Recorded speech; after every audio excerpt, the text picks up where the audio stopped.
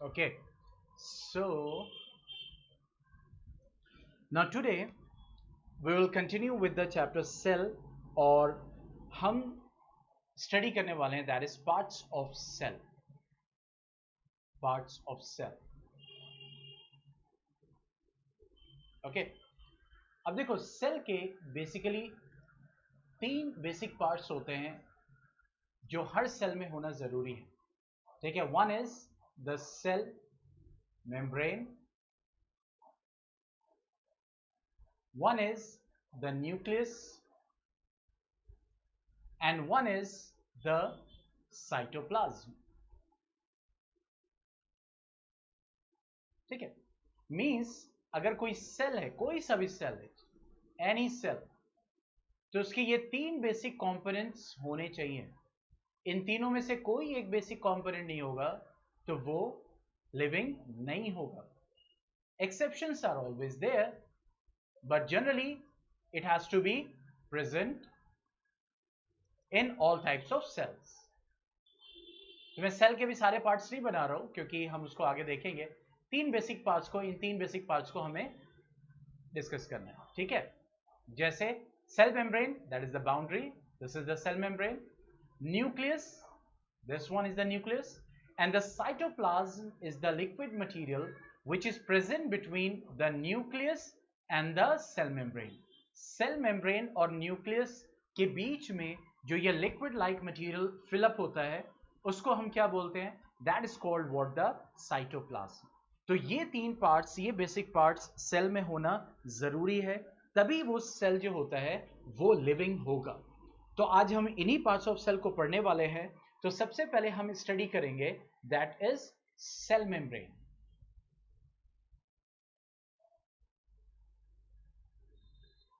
Late me choose one photo for you, that will be easier.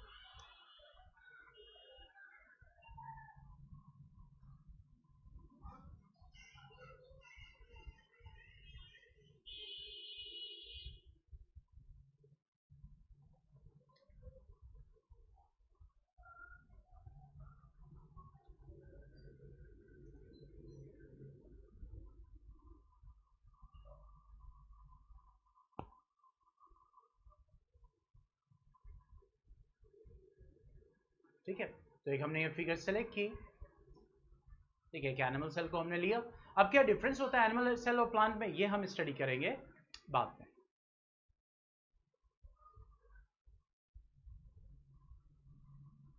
Okay, now we have what? The cell membrane.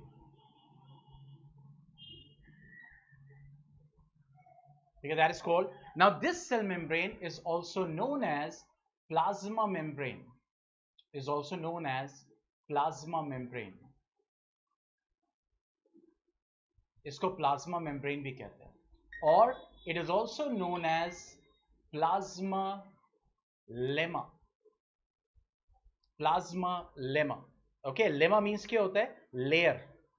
ठीक है, lemma means क्या होता है? Lemma means होता है layer.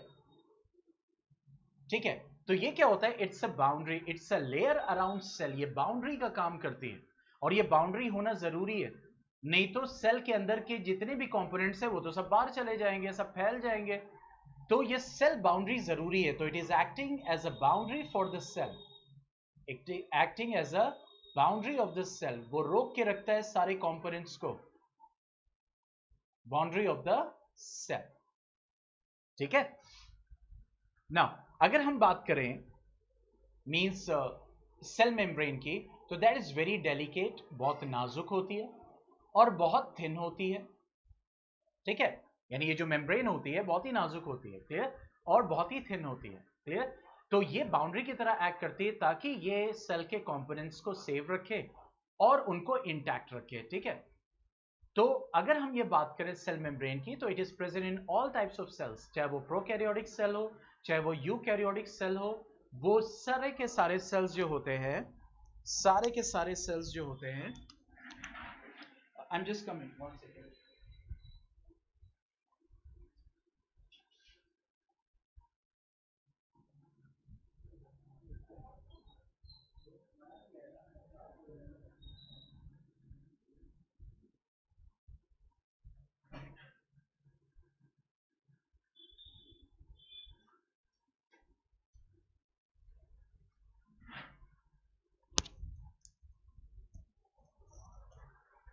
Okay, so that is very delicate and thin, ये मैं बता रहा था। और ये जो सेल मेम्ब्रेन होती है, ये क्या होती है? सेलेक्टिवली परमिएबल होती है। क्या होती है? Selectively permeable. मतलब ये जो सेल मेम्ब्रेन है, अब सेल के अंदर क्या जाना है और सेल के अंदर से बाहर क्या आना है, not everything goes into the cell, not everything comes out of the cell. तो ये सेलेक्ट कौन करेगा, ये डिसाइड कौन करेगा? ये सेलेक्टिवली परमिएबल मेम्ब्रेन डिसाइड करती है क्या बाहर जाना है सेल के, या सेल के अंदर क्या आना है। ठीक है, तो cell membrane is very important component of every type of cell, वो चाहे बैक्टीरिया हो, हर सेल में मौजूद होगा। जितने भी ये तीन बेसिक कंपोनेंट्स हमने डिस्कस किए, वो बैक्टीरिया हो, चाहे वो फंगस हो, चाहे वो प्लांट सेल्स हो, चाहे वो एनिमल सेल्स। समझ रहे इस चीज को? क्लियर? अब आगे जो है एक और कंपोनेंट होता है सेल वॉल। ठीक है, cell wall basically non living होता है, नॉन लिविंग होता है, बहुत ध्यान से समझिएगा। ठीक है, और जैसे मान लीजिए ये सेल मेम्ब्रेन है, ये मान लीजिए सेल मेम्ब्रेन है, तो सेल वॉल जो होती है वो इसके ऊपर होती है, सेल वॉल। ठीक है, okay, this is cell wall. तो ये किस में होती है? देखो, सेल वॉल बैक्टीरिया में होती है, सेल वॉल फंगस में होती है, और सेल वॉल प्लांट्स में भी होती है। ठीक है, सेल वॉल बैक्टीरिया में भी होती है, सेल वॉल फंगस में भी होती है, और सेल वॉल प्लांट्स में होती है, और नॉन लिविंग होती है। इसी की वजह से इनके जो स्ट्रक्चर होता है वो रिजिड होता है, बिकॉज सेल वॉल क्या होता है? दैट प्रोवाइड्स रिजिडिटी, रिजिडिटी, ठीक है, strength to cell, strength to cell. ठीक है, rigidity and strength to cell, support to cell. तो ये नॉन लिविंग होता है, सेल मेम्ब्रेन तो लिविंग होता है। ठीक है, सेल वॉल क्या होता है? नॉन लिविंग होता है, और ये सेल मेम्ब्रेन के ऊपर होता है। किसमें होता है? बैक्टीरिया, फंगस और प्लांट्स। क्या एनिमल में होता है? नो, एनिमल में सेल वॉल नहीं होता है। तो ये एक बेसिक डिफरेंसेस में से एक है। ठीक है, सेल वॉल प्रोटेक्शन का भी काम करता है, यानी प्रोटेक्शन भी देता है। किसको? बैक्टीरिया को, फंगस को, प्लांट्स को। Is that clear? ओके, तो सेल मेम्ब्रेन जो हमारा होता है, that is what the plasma membrane, और ये मेम्ब्रेन प्रेजेंट होता है।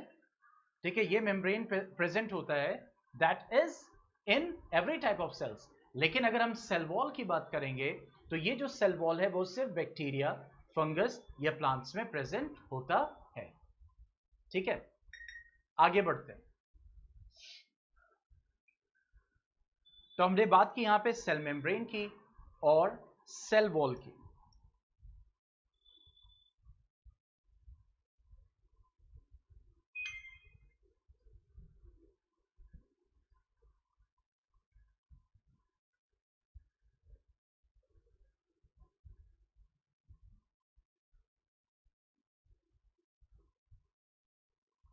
अब थोड़ा सा अलग से डायग्राम ले लेते हैं।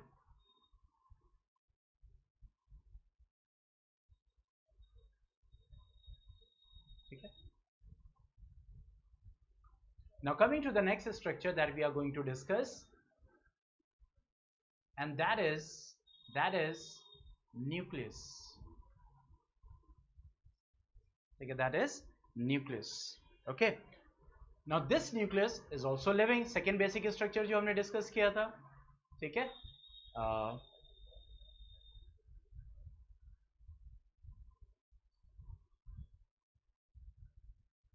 अब देखिए, मैं आपको एक वर्चुअल ऐप से वो चीज़ आपके सामने अभी लाता हूँ, एक्सप्लेन करता हूँ।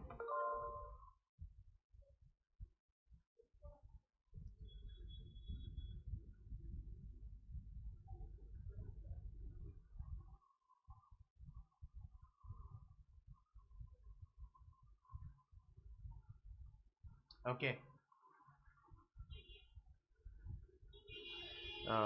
now we have what, yes,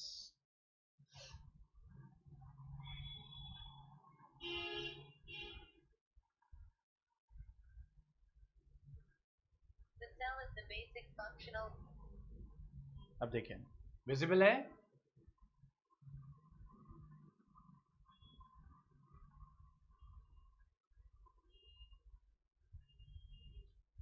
visible है, यस ऑन द स्क्रीन।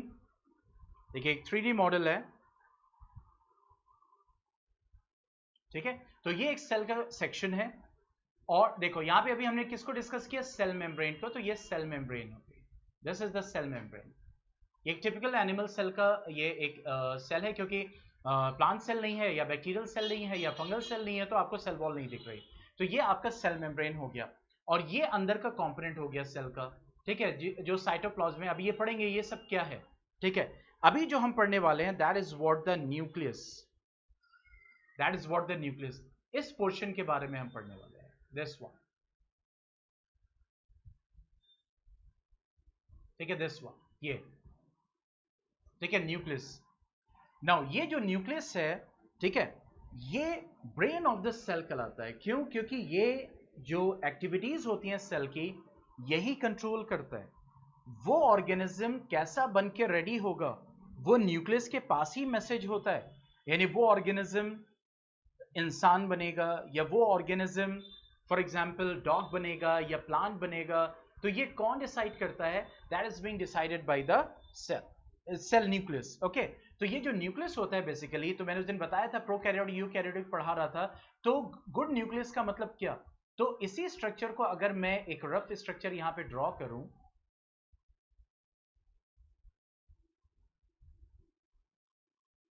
ठीक है, तो मैं न्यूक्लियस को बना रहा हूं बेटा।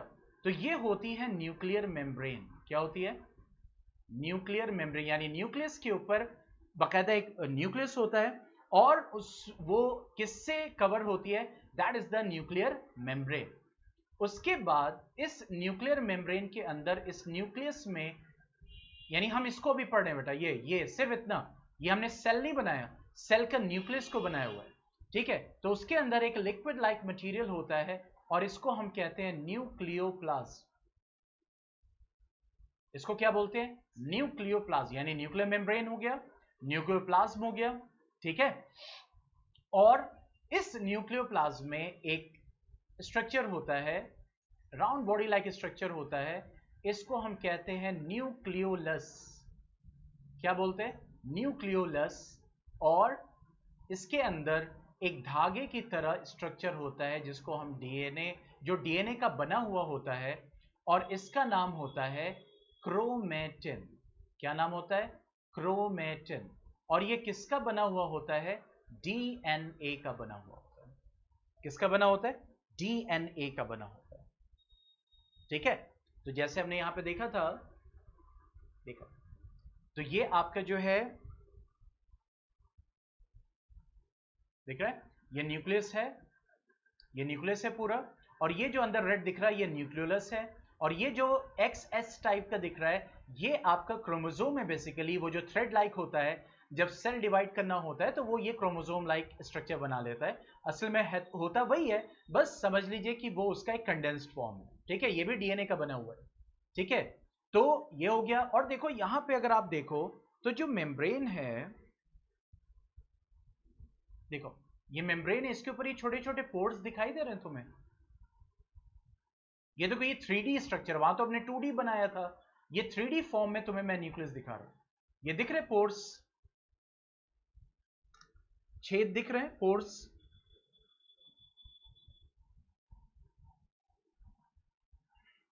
यस और नो?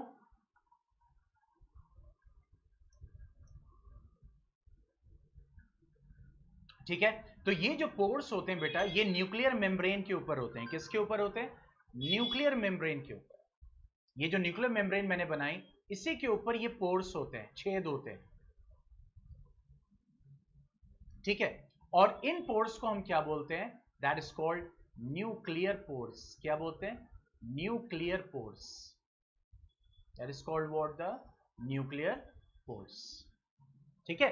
तो ये हमारा न्यूक्लियस है, जैसा कि आपको दिख रहा है, देखिए 3D structure, it's very beautiful, ठीक है। ये हमारा क्या है? न्यूक्लियर पोर है, मतलब न्यूक्लियस है, ठीक है। उसके बाद ये आपका न्यूक्लियोपोर है, ये आपका क्रोमोसोम है, मतलब वही जो क्रोमेटिन, रेस्टिंग स्टेज में क्रोमेटिन होता है, डिवाइडिंग स्टेज में क्रोमोसोम बन जाता है, तो है वही चीज, डीएनए का बना हुआ है। ये आपका न्यूक्लियोलस है। तो nucleus is very important for every cell. For every cell, without nucleus the cell will be lost, cell will be you can say that will get means that will become dead. Okay, तो ये होते structure. तो जब nuclear membrane, nucleoplasm, chromatin, nucleolus, nuclear pore, ये सारे के सारे features present होते हैं न्यूक्लियस पे, तो हम उस न्यूक्लियस को क्या बोलते हैं? गुड या फिर ट्रू न्यूक्लियस। और ये सारे फीचर्स के साथ किस में प्रेजेंट होता है? सिर्फ और सिर्फ यूकैरियोटिक सेल। अब समझ में आ गया? गुड न्यूक्लियस या ट्रू न्यूक्लियस किसको बोलते हैं? जिसमें ये सारे फीचर्स प्रेजेंट होते हैं।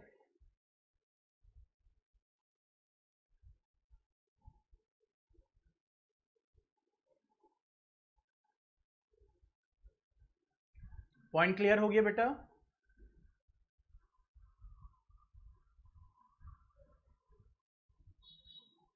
ओके, ठीक है। तो यहां पे हमने न्यूक्लियस के स्ट्रक्चर के बारे में पढ़ा, तो उसमें न्यूक्लियर मेम्ब्रेन होती है, न्यूक्लियोप्लाज्म होता है, यानी न्यूक्लियोप्लाज्म लिक्विड जो न्यूक्लियस के अंदर होता है। देखो ये न्यूक्लियोप्लाज्म है, लिक्विड जो न्यूक्लियस के अंदर है, न्यूक्लियस से और सेल मेम्ब्रेन के बीच में ये जो लिक्विड भरा हुआ है, इसको हम साइटोप्लाज्म कहते हैं। ये हम आगे पढ़ने वाले। ये न्यूक्लियोप्लाज्म, न्यूक्लियस, देखो nucleo means nucleus, plasm means the SAP, the liquid like structure.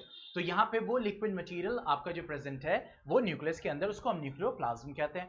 Thread like जो होता है उसको हम क्रोमेटिन कहते हैं। और जब ये थ्रेड लाइक स्ट्रक्चर ऐसा बन जाता है, कुछ इस टाइप का दिखाई देता है कंडेंस्ड फॉर्म में, यही क्रोमेटिन से ये बनता है जब सेल डिवाइड करने वाला होता है। तो इसको हम क्या बोलते हैं? That is called chromosomes. क्या बोलते हैं? क्रोमोसोम्स, जो कि हमने अभी 3D मॉडल में देखा था। ठीक है, अब बात करते हैं फंक्शन ऑफ न्यूक्लियस की। तो फंक्शन ऑफ न्यूक्लियस तो है तो बहुत सारे, लेकिन यहां पे हम इंपॉर्टेंट और बेसिक फंक्शंस की बात करेंगे। Number 1, it helps in transfer of characters from parents to offspring. देखो, जो भी हो, चाहे ह्यूमन हो, चाहे प्लांट हो, चाहे दूसरे एनिमल हो, चाहे आपका बैक्टीरिया हो, फंगस हो, ऑफस्प्रिंग मतलब बच्चे। ठीक है, तो अब देखिए, जैसे मिसाल के तौर पर कि जैसे हमारे अंदर जो कैरेक्टर आते हैं हमारे पेरेंट्स से मिलते जुलते होते हैं कि नहीं होते हैं? यानी आपके अंदर जो कैरेक्टर्स होंगे, चाहे वो हाइट हो, चाहे वो कॉम्प्लेक्शन हो, चाहे वो हेयर हो, चाहे वो बात करने का तरीका हो, चाहे वो जो कैरेक्टर्स हैं आपके अंदर, वो आपके पेरेंट्स से आपके अंदर आए ना?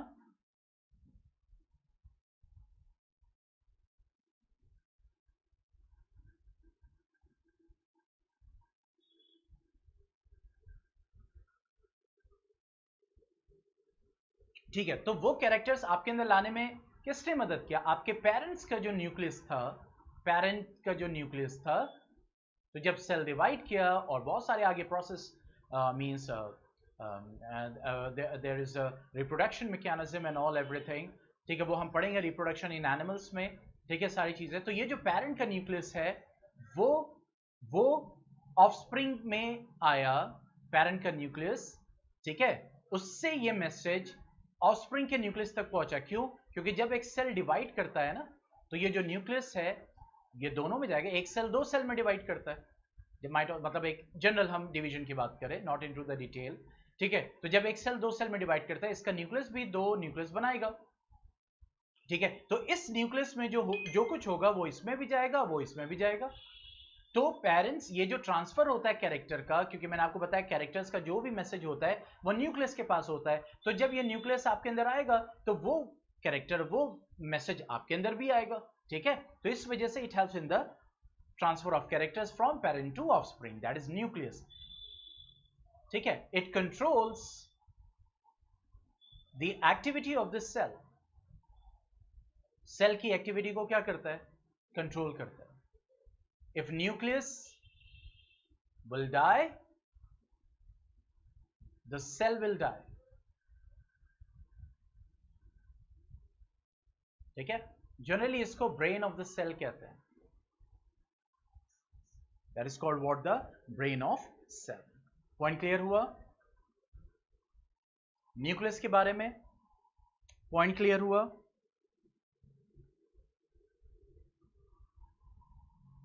Yes sir. ओके, चलिए अब आगे बढ़ते हैं. Coming to the third part, basic part of the cell, and that is cytoplasm.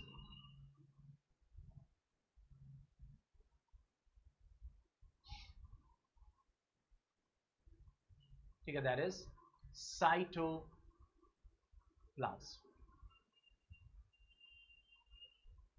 ठीक है, तो जैसे मैंने आपको बताया कि जो न्यूक्लियर मेम्ब्रेन और सेल मेम्ब्रेन के बीच में ये जो लिक्विड मटेरियल भरा हुआ है, इसको हम साइटोप्लाज्म कहते हैं. That is called what? The cytoplasm. That is a liquid material, jelly like material you can say, which is filled between the nuclear membrane and the cell membrane. Okay, तो पहले इसको हम मेंशन करते हैं यहां पे, just a part of your note. So the jelly like material, हालांकि पूरा एकदम लिक्विड नहीं होता है, jelly like होता है. Jelly like material filled between nuclear membrane and the cell membrane. ठीक है, उसको हम क्या बोलते हैं? That is called what? The cytoplasm. And that is also living and also very very important part. Cytoplasm नहीं होगा द सेल विल डाई. तो इसका मतलब कि this is also living and that is also very important. इस cytoplasm में कुछ cytoplasmic bodies पाई जाती हैं, क्योंकि एक सेल के अंदर बहुत सारे फंक्शंस हो रहे होते हैं, तो उन फंक्शंस को कराने के लिए अलग अलग बॉडीज होती हैं. ठीक है, उनको हम साइटोप्लाज्मिक बॉडीज जो होती हैं उनको क्या बोलते हैं? That is called cell organelles. That is called cell organelles. ठीक है, और ये सेल के डिफरेंट डिफरेंट फंक्शंस को क्या करते हैं? परफॉर्म करते हैं. ठीक है, सेल ऑर्गेनेल्स. जैसे मैं आपको सेल ऑर्गेनेल्स दिखाऊं तो देखो यहां पे ये जो आपको साइटोप्लाज्म में ये दिख रहे हैं, ये ग्रीन कलर का, ब्लू कलर का, क्या क्या है वो हम अभी डिस्कस करेंगे. This one, this one, this one. ये जो अंदर ये सब बॉडीज पड़ी हुई हैं साइटोप्लाज्म में, ये साइटोप्लाज्मिक बॉडीज को क्या बोलते हैं? Cell organelles. और सब अपना अलग अलग फंक्शन करते हैं. कोई एनर्जी प्रोड्यूस करने में मदद करता है, कोई जो है फॉर एग्जाम्पल जो है पैकेजिंग करने में मदद करता है, कोई ट्रांसपोर्ट करने में मदद करता है, कोई सेल मेम्ब्रेन बनाने में मदद करता है. ये सब अपना अपना काम कर रहे होते हैं. तो कौन सेल के अंदर क्या फंक्शन करता है, ये अब हम आगे पढ़ने वाले हैं. About the cell organelles. About the cell organelles. ठीक है, अब देखो सेल ऑर्गेनेल्स की अगर हम बात करें, जैसे ये यहां पे, so one cell organelle that is mitochondria. Mitochondria. और माइटोकॉन्ड्रिया की अगर हम बात करें तो माइटोकॉन्ड्रिया क्या करता है? It generates energy. Energy produce करता है, एनर्जी. ठीक है, इसीलिए इसको हम बोलते हैं पावर हाउस ऑफ सेल. क्या बोलते हैं? Powerhouse of cell. That is the mitochondria. ठीक है, तो powerhouse of cell that is mitochondria. और ये क्या करता है? एनर्जी प्रोड्यूस करता है. क्या करता है? Energy. Okay, now next one,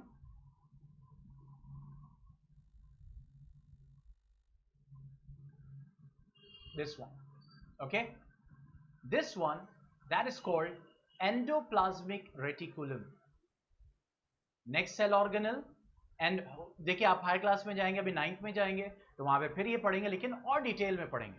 लेकिन यहां पे कम से कम आपको नाम और आप पहचान लें. ठीक है, क्या करता है, या तो यहां पे बेसिक फंक्शंस को डिस्कस करेंगे. तो एंडोप्लाज्मिक रेटिकुलम, जिसको ER भी कहते हैं, और ये सेल के अंदर क्या करता है? ट्रांसपोर्ट में मदद करता है. ट्रांसपोर्ट, मॉलिक्यूल्स के ट्रांसपोर्ट में मदद करता है. ठीक है, फिर हम देखते हैं नेक्स्ट वन, क्योंकि इसमें अलग अलग स्ट्रक्चर हैं. Let us see which one is ribosome. Ribosome. Which one is ribosome? No, this one is lysosome basically. Centrio.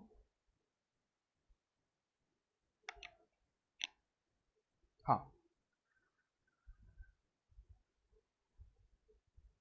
अभी आया था। हाँ, अब देखो ये बेटा, ये छोटे छोटे ग्रीन ग्रीन दिख रहे हैं। हालांकि ये साइटोप्लाज्म में भी होते हैं, ऐसे नहीं कि सिर्फ यहीं पे होते हैं। ये दिख रहे हैं ग्रीन ग्रीन स्ट्रक्चर, ये दिख रहा है? यस और नो? छोटे छोटे।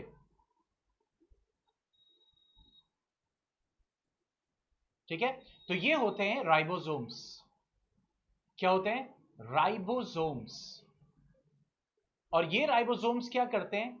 प्रोटीन सिंथेसाइज करते हैं। इनको प्रोटीन फैक्ट्री बोलते हैं। प्रोटीन बनाते हैं, यानी बॉडी के अंदर की जो प्रोटीन है वो सेल में ही बन रही है, क्योंकि बॉडी का जो फंक्शन है वो सेल का फंक्शन। ठीक है, तो बॉडी के अंदर जो सेल है उसके अंदर जो राइबोसोम है वहां पे क्या बन रहा है? दैट इज प्रोटीन, यानी जो प्रोटीन बन के तैयार होती है बॉडी की, वो कौन बनाता है? राइबोसोम बनाता है। अब ये राइबोसोम सिर्फ यहां नहीं, देखो साइटोप्लाज्म में अलग अलग भी फैले होते हैं, फ्री फॉर्म में भी होते हैं, वो यहां पे नहीं दिखाई जा रहा, दैट इज डिफरेंट थिंग, लेकिन इसीलिए मैं आपको डॉट डॉट करके बना के दिखा दे रहा हूं। राइबोसोम्स एंडोप्लाज्मिक रेटिकुलम पे होते हैं और साइटोप्लाज्म में फ्रीली फॉर्म में भी अवेलेबल होते हैं। तो देखो, mitochondria powerhouse of cell, energy बनाता है। राइबोसोम प्रोटीन फैक्ट्री, प्रोटीन बनाता है। एंडोप्लाज्मिक रेटिकुलम आपका क्या करता है? ट्रांसपोर्ट में मदद करता है। फिर देखो ये एक बॉडी दी हुई है यहाँ पर, ठीक है, इसको कहते हैं गोल्गी बॉडी या गोल्गी एपरेटस। इसको बोलते हैं गोल्गी एपरेटस। और गोल्गी एपरेटस का जो एक बेसिक फंक्शन आप कह सकते हैं, ठीक है, means it secretes, store and synthesise.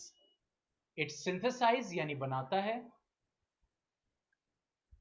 Store करता है, एंड सिक्रीट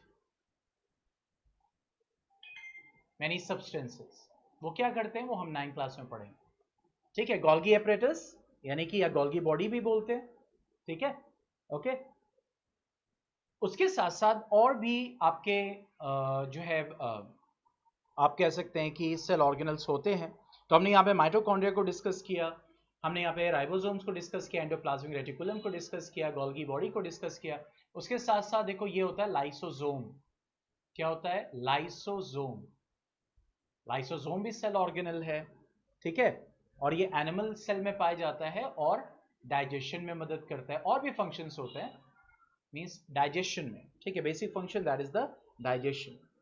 ओके, अच्छा, अगर प्लांट सेल होता है, क्योंकि ये एनिमल सेल आपको स्क्रीन पे दिखाया जा रहा है, अगर प्लांट सेल होता तो उसमें कुछ ऑर्गेनल्स और एक्स्ट्रा होते हैं। ठीक है, जैसे मिसाल के तौर पर कि आपके वेक्यूल, ये स्टोरेज का काम करता है।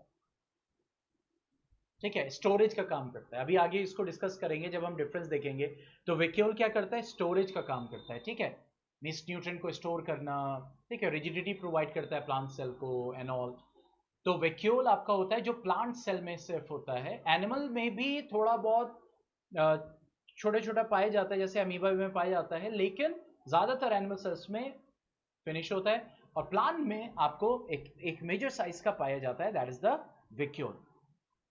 ठीक है, लाइसोसोम जैसे ये सिर्फ एनिमल सेल में पाया जाएगा, प्लांट सेल में नहीं पाया जाएगा। तो क्या किस में पाया जाता है ये अभी आगे देखेंगे, लेकिन अभी सिर्फ हम ऑर्गेनल्स को पढ़ रहे हैं। इसी तरह प्लांट सेल्स में और जो होता है प्लास्टिड्स पाए जाते हैं। इन प्लास्टिड्स में एक होता है क्लोरोप्लास्ट, आपने नाम सुना होगा क्लोरोप्लास्ट।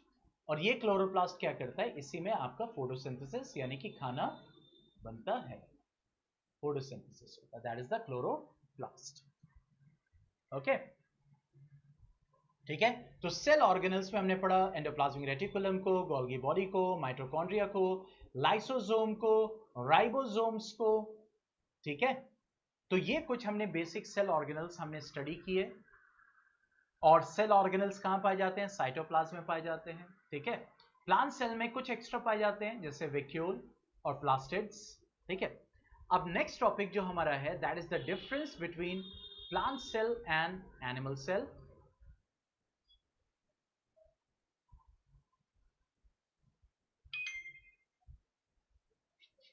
मैं एक प्लांट सेल ले लेता हूं।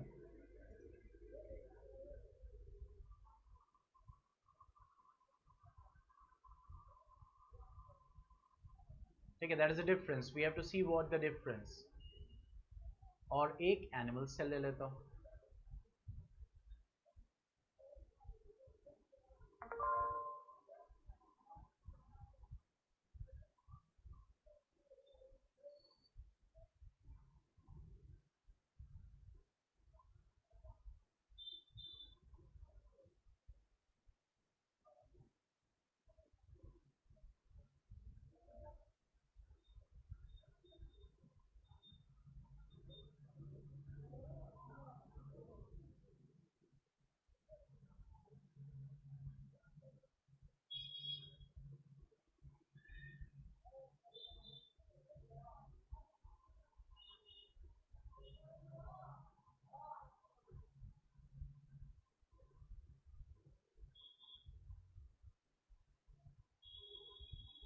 ठीक है, तो हम यहाँ पे हमने ले लिया एक प्लांट सेल और एक animal cell. So what are the difference, basic difference between a plant cell, क्योंकि दोनों यूकैरियोटिक सेल, दोनों यूकैरियोटिक सेल। ठीक है, तो अगर हम डिफरेंस की बात करें, हम क्या यहाँ पे डिस्कस कर रहे हैं, डिफरेंस। सिमिलर, अब देखो एनिमल सॉरी सेल मेम्ब्रेन इसमें भी होगा, इसमें भी होगा, माइटोकॉन्ड्रिया इसमें भी होगा, इसमें भी होगा। ठीक है, एंडोप्लाज्मिक रेटिकुलम इसमें भी गोल्गी एपैरेटस इसमें भी। ठीक है, लेकिन क्या डिफरेंस होता है? तो देखो, सबसे पहला डिफरेंस क्या, प्लांट सेल में सेल वॉल प्रेजेंट होता है और इसमें सेल वॉल क्या होता है, एब्सेंट होता है। एनिमल सेल में सेल वॉल एब्सेंट होता है। प्लांट्स में क्लोरोप्लास्ट प्रेजेंट होता है, एनिमल सेल में क्लोरोप्लास्ट जनरली एब्सेंट होता है।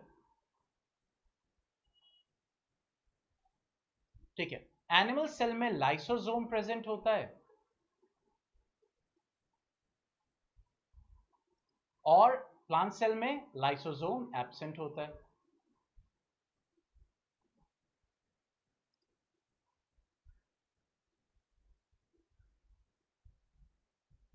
ओके, इसके बाद अगर हम बात करें वैक्यूल की, तो इसमें क्या होता है, वैक्यूल प्रेजेंट होता है, मतलब अच्छे से प्रेजेंट होता है। इसमें आमतौर से वैक्यूल क्या होता है, वैक्यूल एब्सेंट। ठीक है, दैट इज वैक्यूल एब्सेंट। ठीक है, इसी तरीके से अगर हम प्लांट सेल की बात करें तो सेंट्रोसोम्स एब्सेंट होते हैं। एक और सेल ऑर्गेनल है सेंट्रोसोम, सेंट्रोसोम एब्सेंट होता है, इसमें सेंट्रोसोम प्रेजेंट, ये सेल डिवीजन मदद करता है, सेंट्रोसोम प्रेजेंट होता है।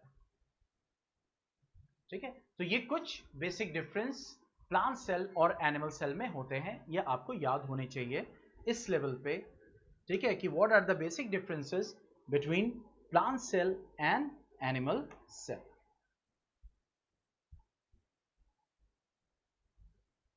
Is that clear?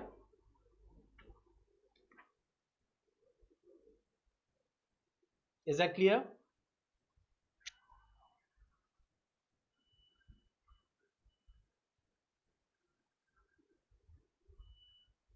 ओके, अब देखिए आगे, अब जो लास्ट टॉपिक है आपका वो क्या है, we have to study some organisms detail, यानी यूनिसेलुलर ऑर्गेनिजम्स को कुछ डिस्कस करते हैं।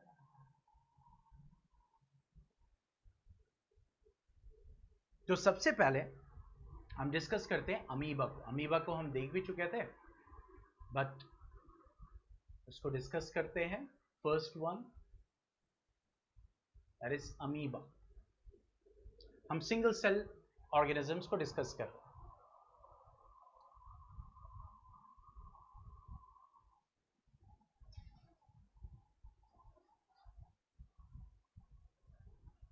ओके, तो फर्स्ट यूनिसेलुलर ऑर्गेनिज्म जो हम डिस्कस करने वाले हैं that is amoeba, that is amoeba Proteus. Amoeba proteus, that is the scientific name of amoeba, that is amoeba proteus. ठीक है, नाउ ये अमीबा जो होता है दिस इज यूनिसेलुलर ठीक है, ऑब्वियसली एनिमल है, it's an animal, single cell animal है, और एक्वेटिक होता है, मतलब पानी में पाया जाएगा, ठीक है, पानी में पाया जाएगा, एक्वेटिक होता है। इसका शेप जो होता है वो कैसा होता है, इर्रेगुलर शेप होता है, यानी बार बार ये जो शेप होगा वो अपना क्या करता रहेगा, चेंज करता रहेगा। अब देखो इसका जो सेल मेम्ब्रेन है, ठीक है, ये अपना शेप चेंज करता रहता है। तो ये जो सेल मेम्ब्रेन है, तो बेसिकली ये जब आगे प्रोजेक्ट करता है, ये देखो ये निकला हुआ है, ठीक है, ये प्रोजेक्ट करेगा आगे।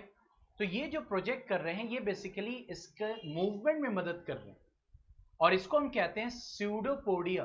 क्या बोलते हैं, स्यूडोपोडिया। स्यूडो मीन्स होता है फॉल्स, यानी झूठे, सही नहीं, और पोड मीन्स होता है लेग्स। हालांकि ऐसे मतलब लेग का मतलब ही नहीं कि एकदम हमारी तरह जो है वो बोन्स मसल्स के, मीन्स यहाँ पे ये जो सेल मेम्ब्रेन है ये जब अपने शेप को चेंज करता है तो ये इसका जो शेप है, ये जो स्ट्रक्चर है बेसिकली, ये उस अमीबा को मूव करने में मदद करता है, ठीक है। तो इसके ये ट्रू लेग्स तो होते नहीं है, तो इसी वजह से ये मूवमेंट में मदद कर रहे हैं, मूव करने में मदद कर रहे हैं, इसलिए इनको क्या बोलते हैं, स्यूडोपोडिया। तो इसका मतलब pseudopodia are present in the amoeba proteus. The pseudopodia help in locomotion. Pseudo means false, podum means legs. तो इसी से वो स्लोली मूव करता है, ठीक है। और जैसा कि आप देख रहे होंगे ये इसका न्यूक्लियस है, this one is the nucleus, और ये इसका फूड वैक्यूल। देखो अभी हमने डिस्कस किया था ना वैक्यूल को, तो मैंने आपको बोला था वैक्यूल मीन्स मेनली प्लांट में प्रेजेंट होता है, एनिमल में एब्सेंट होता है, लेकिन अगर प्रेजेंट हुआ तो छोटा सा वैक्यूल प्रेजेंट होता है। देखो ये क्या है, फूड वैक्यूल। फूड वैक्यूल में ही अमीबा का खाना डाइजेस्ट होता है। तो देखो ये है फूड वैक्यूल, तो वैक्यूल प्रेजेंट है, लेकिन ये ऐसा एनिमल है जिसमें वैक्यूल प्रेजेंट है, लेकिन ये वैक्यूल बहुत छोटे साइज का होगा और सिर्फ कुछ में प्रेजेंट होगा, ठीक है। तो food vacuole is present means the digestion takes place in food vacuole.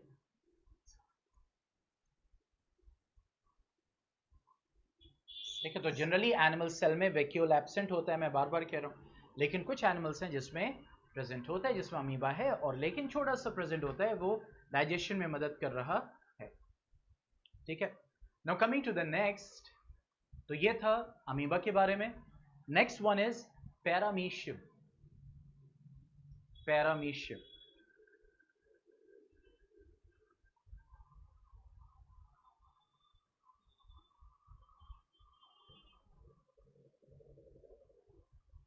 so this is parameciums.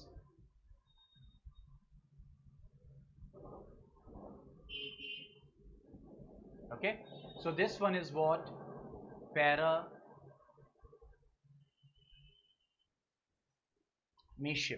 Okay, this is also single cell animal.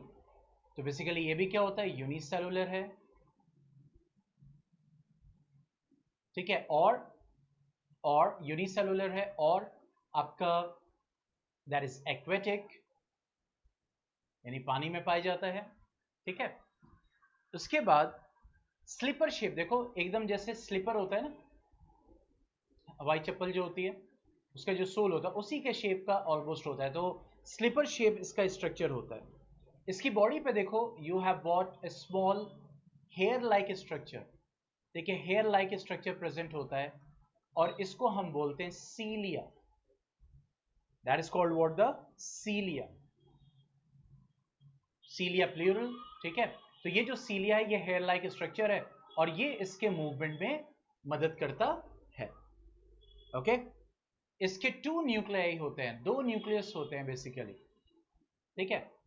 देखो इसमें शायद शो भी किया होगा, यस, देखो ये एक न्यूक्लियस ये है और दूसरा न्यूक्लियस ये है, तो इट हैज 2 न्यूक्लियाई, न्यूक्लियाई बोलते हैं प्लूरल, न्यूक्लियस सिंगुलर, तो 2 न्यूक्लियाई होते हैं, एक होता है मैक्रो, मैक्रो मीन्स बड़ा, मैक्रो न्यूक्लियस, और एक होता है माइक्रो न्यूक्लियस,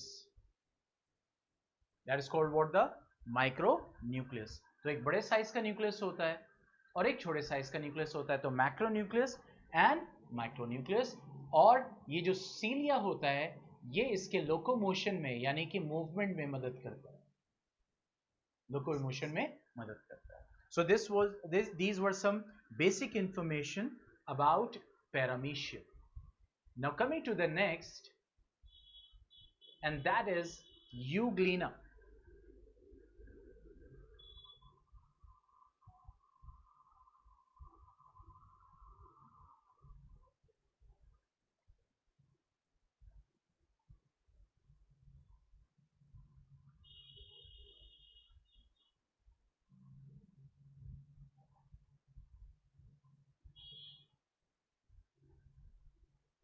ठीक है, now euglena, that is euglena. It is also single cell organism. So this is also unicellular,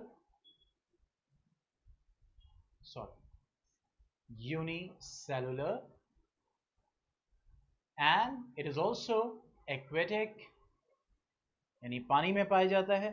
ठीक है, this is, you can say, spindle shaped and green colored. मैंने आपको बताया था green color क्यों होता है, because of the presence of chlorophyll, that is a photosynthetic pigment, means that is present in plants basically. तो ये green colored होता है, इसीलिए कुछ साइंटिस्ट कहते हैं it is a connecting link, यानी ये plants और animals के बीच का है। लेकिन basically that is a spindle shaped green color animal।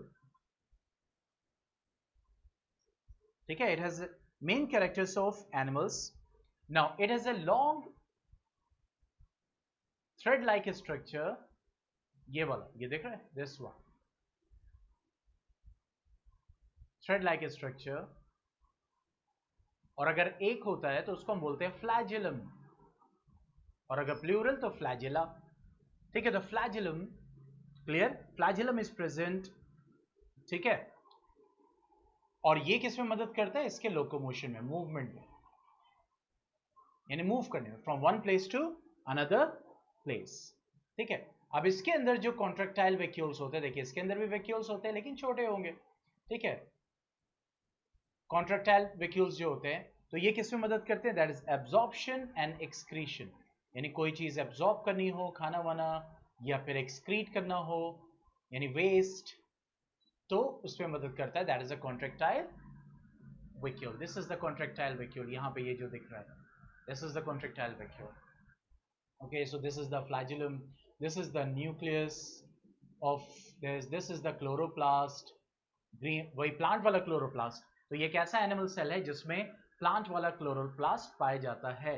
Animal में क्लोरोप्लास्ट नहीं पाया जाता लेकिन इसमें पाया जाता है, इसीलिए कहते हैं कि ये प्लांट और एनिमल के बीच का है। Is that clear? तो अभी तक हमने अमीबा को डिस्कस किया, दैट इज एनिमल। ठीक है, पैरामीशियम को डिस्कस किया, दैट इज एनिमल। यूग्लिना को डिस्कस किया, दैट इज एनिमल। तो अब एक प्लांट को भी डिस्कस कर लेते हैं।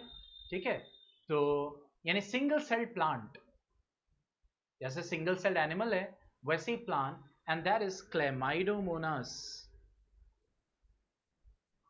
क्लेमाइडोमोनास, एंड दैट इज, ये मैं आपको रियल पिक्चर दिखा रहा हूँ ताकि आपको, हालांकि हम लोग के ज़माने में तो ये सारी चीज़ें इतना फैसिलिटी नहीं थी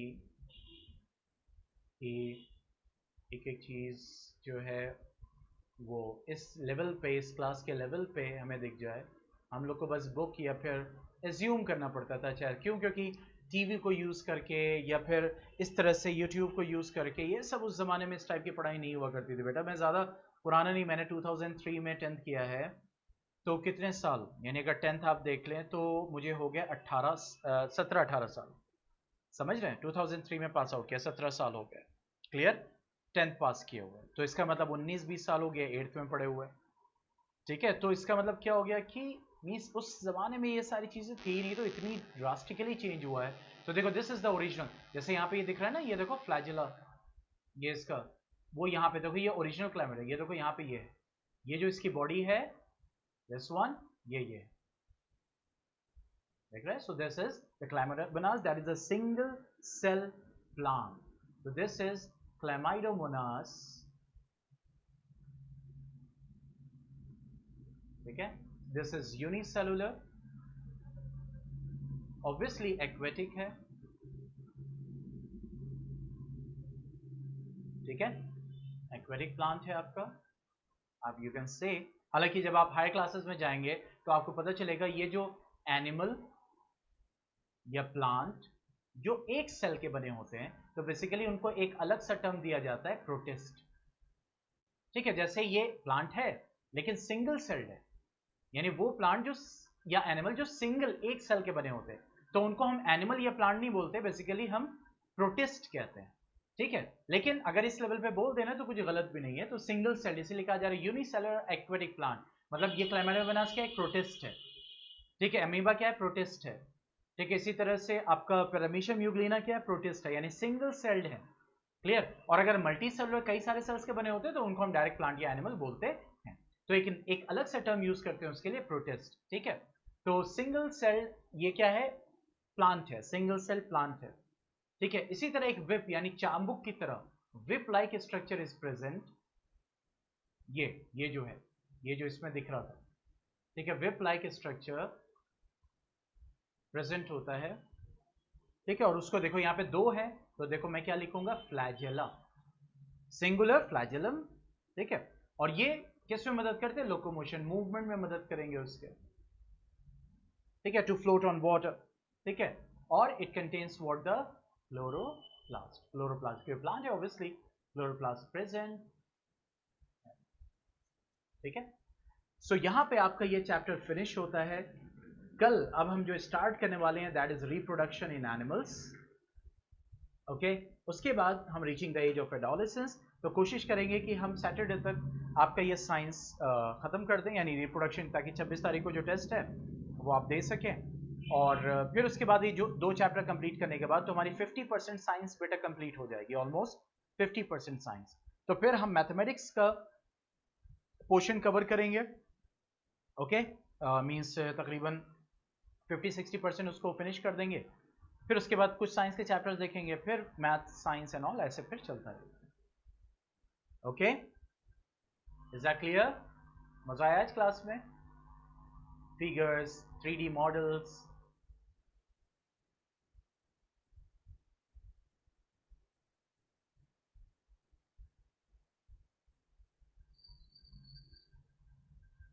ठीक है, चलिए फिर। ओके, फिर कल मुलाकात होती है with a new chapter that is reproduction in organism.